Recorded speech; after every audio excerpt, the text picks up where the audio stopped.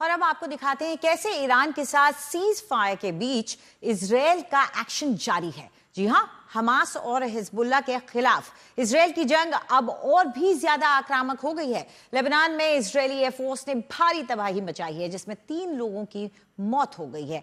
तो वहीं दूसरी तरफ गाजा में हमास का टॉप कमांडर और 7 अक्टूबर के हमले का मास्टरमाइंड इज़ अल दीन अल हदाद मारा गया है।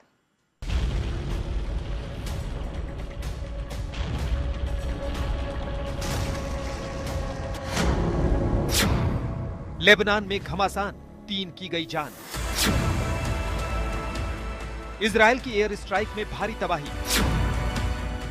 हमास ने माना गाजा में मारा गया उसका टॉप कमांडर।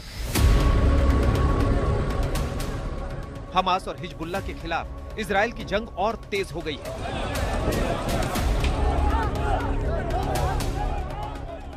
ईरान के साथ सीजफायर के दौरान इजरायल इन दोनों आतंकी संगठनों से निपटने में जुटा है, जो ईरान का साथ देते आए हैं और इजरायल की सरहदों पर मुश्किलें बढ़ाते रहे हैं। लेबनान में इजरायल ने एक बार फिर तबाही मचाई है। इजरायली एयरफोर्स की अलग अलग इलाकों में की गई स्ट्राइक से 3 लोगों की जान चली गई और हिजबुल्लाह के कई ठिकानों को भारी नुकसान पहुंचा है।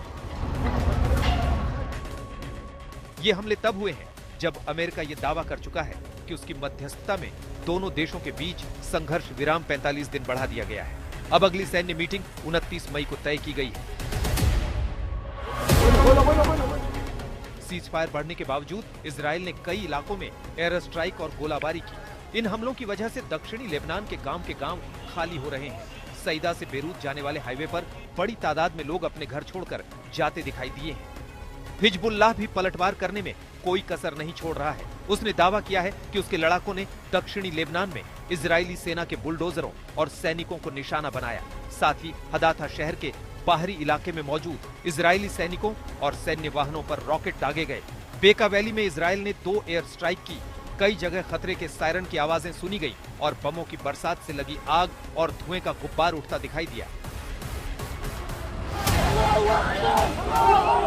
उधर गाजा में हमास के खिलाफ घमासान तेज हो गया है। इजरायल के दावे के बाद अब हमास ने मान लिया है कि उसकी कासिम ब्रिगेड के top commander is Al Deen Al Haddad की मौत हो गई है। उस पर 7 अक्टूबर 2023 के हमले का मास्टरमाइंड होने का आरोप था।